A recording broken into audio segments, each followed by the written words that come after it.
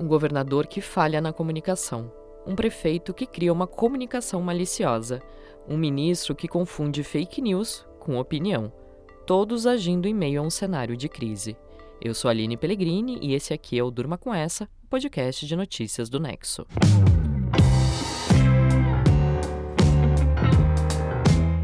Olá, eu sou a Suzana Souza e tô aqui com a Aline para apresentar esse podcast que vai ao ar todo começo de noite, de segunda a sexta, sempre com notícias que podem continuar a ecoar por aí. Quarta-feira, 15 de maio de 2024. Dia em que Eduardo Leite pediu desculpas por uma declaração dada no dia anterior. O governador do Rio Grande do Sul disse em entrevista na terça-feira, na Rádio Band News, que o grande volume de doações recebidas pelo Estado para auxiliar as vítimas das enchentes impactava o restabelecimento do comércio gaúcho. Um dos pontos que eu também pedi à nossa equipe aqui é que ajude a estruturar, na medida do possível, ferramentas e canais para que aquelas pessoas de outros locais que queiram fazer doações possam fazer essas doações também, ajudando o comércio local, que está impactado. Porque, na verdade, quando você tem um volume tão grande de doações físicas chegando ao Estado, há um receio, pelo que nós já observamos em outras situações, em outras circunstâncias, sobre o impacto que isso terá no comércio local, né? Que pode, na verdade, você tem uma cidade que está impactada, o comércio que foi impactado também, e o reerguimento desse comércio fica dificultado na medida em que você tem uma série de itens que estão vindo de outros lugares também do país. Eu não quero aqui, pelo amor de Deus, ser entendido aqui como alguém que está desprezando isso, pelo contrário, muito bem recebido, mas inclusive isso também gera uma preocupação aqui para nós sobre os impactos em comércio local aqui do Rio Grande do Sul. A fala gerou uma série de críticas. O governador gaúcho foi citado em mais de 60 mil posts no X. A maioria dos comentários afirma que Leite não deveria estar preocupado, neste momento, com os impactos das doações para o comércio local, que ainda tem vidas em risco que devem ser priorizadas. E que a fala poderia impactar o recebimento de doações essenciais para conter a crise no Rio Grande do Sul. A comoção gerou pedido de desculpas divulgado nesta quarta via redes sociais, em que o governador gaúcho diz que sua fala gerou um mal-entendido. Por favor, compreendam. As últimas semanas têm sido brutais para todos nós e ninguém está livre de errar. Portanto, o meu mais sincero pedido de desculpas pela confusão que possa ter causado no entendimento de algumas pessoas. Esse não é o primeiro erro de comunicação do governador durante a crise. A divulgação que Eduardo Leite fez de uma chave Pix para doações para os atingidos pelas enchentes também foi criticada. O sistema de arrecadação de doações virou alvo pela falta de transparência. Eduardo Leite divulgou a chave Pix sem esclarecer que a conta foi idealizada pela gestão estadual, mas conduzida pela Associação dos Bancos no Rio Grande do Sul. Ele não explicou que ela permite que entidades privadas e públicas fiscalizem a distribuição do dinheiro. Também não contou o que aconteceria com o dinheiro. Dias depois da chave Pix começar a ser divulgada, o governador teve que esclarecer que a conta não pertencia ao governo do estado. No sábado, o comitê gestor responsável pelas doações recebidas através dessa chave Pix definiu que o valor arrecadado vai ser disponibilizado para as famílias afetadas. Cada uma vai receber R$2 mil.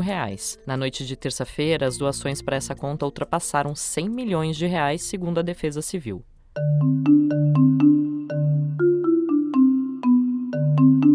Muitas fake news foram divulgadas após o desastre climático no Rio Grande do Sul. Essas notícias falsas atrapalham a ação de autoridades, prefeituras, bombeiros e companhias de água e energia. Além do trabalho de campo para resolução ou contenção dos problemas, as instituições precisam continuamente elaborar posts e vídeos para desmentir os conteúdos. Mas além das fake news prejudicarem a contenção da crise, existem também os erros de comunicação oficial, que podem dar mais munição para a criação de notícias falsas. O ministro-chefe da Secretaria de Comunicação Social do Governo Federal, o Paulo Pimenta, pediu para a Polícia Federal apurar eventuais crimes na disseminação de informações falsas sobre as enchentes no Rio Grande do Sul. Mas o pedido equipara críticas ao Executivo com a divulgação de notícias falsas, segundo advogados especializados em liberdade de expressão. Numa entrevista para o Jornal Nacional da TV Globo, o Pimenta é questionado sobre a solicitação pelo apresentador William Bonner.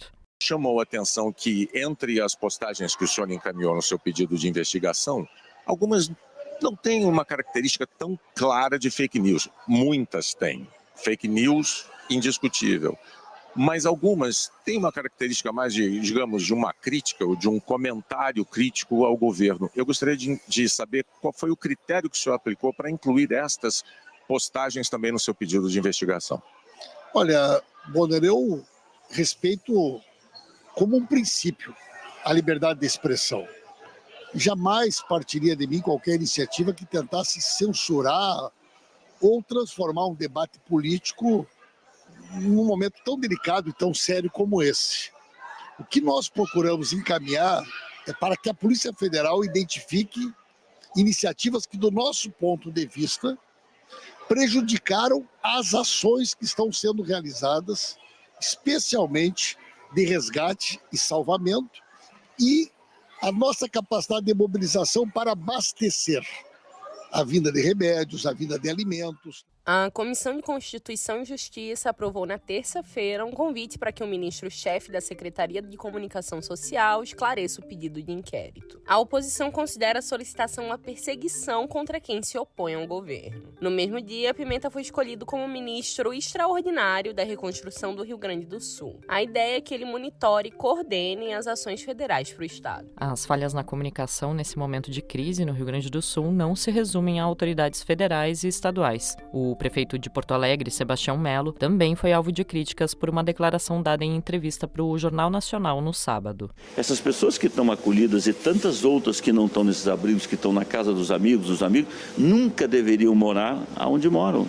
Parte da população gaúcha afirma que Melo colocou a culpa da crise nas vítimas da tragédia ao afirmar que elas não deveriam morar nos locais onde moravam. Também lembram que na própria capital gaúcha, prédios como o da prefeitura, do aeroporto, da rodoviária e do mercado público também estão em áreas alagadas e foram atingidos pelas enchentes. Melo voltou a ser alvo de críticas no domingo, depois de afirmar na TV Pampa que os abrigos para os desalojados pelas chuvas não podem ser contaminados por detentos do semiaberto. O prefeito de Porto Alegre disse que Defensoria e Judiciário se negaram a agir para separar apenados nos abrigos. Os dois órgãos classificaram como preconceito o tratamento diferenciado exigido por Melo. Uma insensibilidade do Judiciário e também da Defensoria que diz não, porque os apenados também não pode ter preconceito. Não, gente, não é questão de preconceito. Eu não posso ter 15 mil pessoas acolhidas, crianças, mulheres, homens, trabalhadores,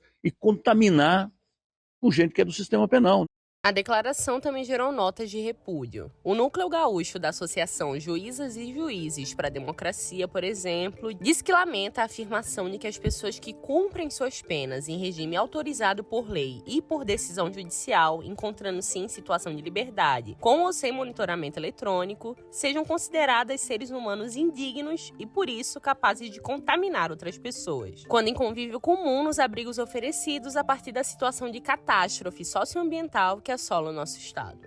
A associação afirma também que o uso da palavra contaminação sugere que pessoas que estão nos abrigos passariam a delinquir pelo mero contato com apenados e diz que isso é uma ofensa a todos que estão abrigados, que vivem um momento de extrema vulnerabilidade. A tragédia no Rio Grande do Sul também resultou em comunicação maliciosa, da qual o próprio Paulo Pimenta foi alvo.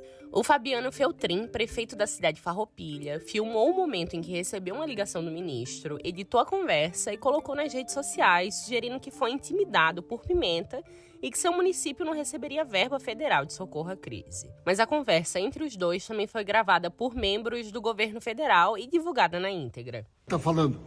Tudo bem, já reconheci pela voz. Bom dia, prefeito. O presidente Lula tomou conhecimento do seu vídeo e pediu que nós entrássemos em contato com o senhor. Nós não localizamos nenhum plano de trabalho de Farroupilha protocolado até agora. E tem alguma questão que o senhor tenha... Não, prefeito. Não, para saber se tem alguma coisa pendente que nós queremos agilizar para liberar para o senhor. Tem alguma solicitação pendente? Coisas estão pendentes em todos os municípios. Sim, meu prefeito. Prefeito, nós estamos tentando priorizar.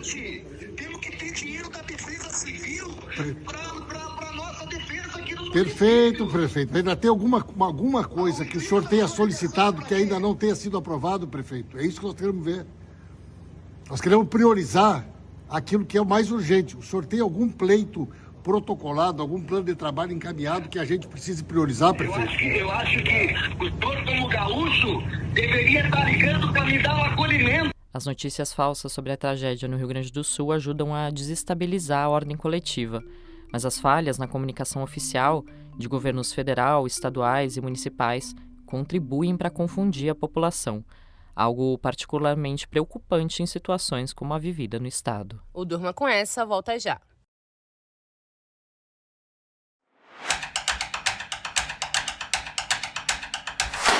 Luiz Inácio Lula da Silva demitiu ontem o presidente da Petrobras, Jean Paul Prates.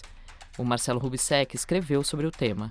Marcelo, essa troca no comando da petroleira era esperada? Olha, a troca de um presidente da Petrobras é sempre motivo de bastante alvoroço na política e nos mercados. Mas não dá para dizer que essa troca é exatamente surpreendente, porque Jean Paul Prates já estava sob forte pressão já faz algum tempo. Muito dessa pressão vinha de integrantes do governo, e especialmente do ministro de Minas e Energia, o Alexandre Silveira. Os dois discordavam sobre muita coisa, às vezes nos bastidores e às vezes abertamente mesmo. Enfim, essa pressão toda culminou ontem com a demissão do Jean Paul Prates. E para o lugar dele, o governo já indicou a Magda Chambriard, que foi diretora da Agência Nacional do Petróleo durante o governo Dilma. Ela é uma engenheira que está na área de energia e petróleo há décadas, e que antes mesmo de ir para a Agência do Petróleo já tinha trabalhado 22 anos como servidora de carreira na Petrobras. Então, não teve só a demissão do Prates, mas também o anúncio da sucessora escolhida pelo governo.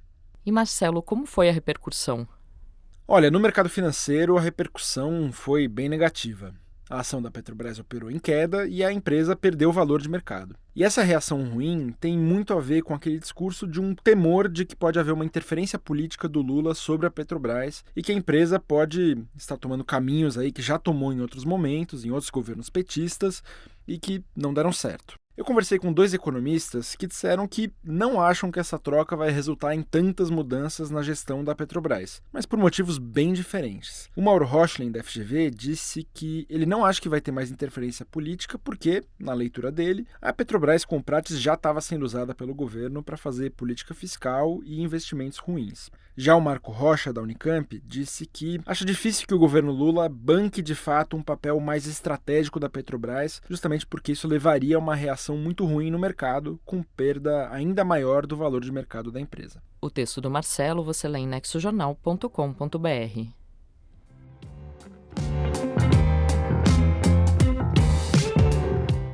Das falhas na comunicação oficial em meio à crise no Rio Grande do Sul, a troca de comando na Petrobras, Durma com Essa.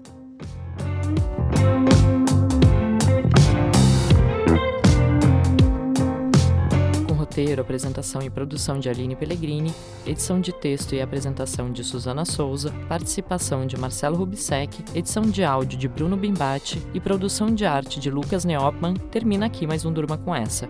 Amanhã tem mais. Até!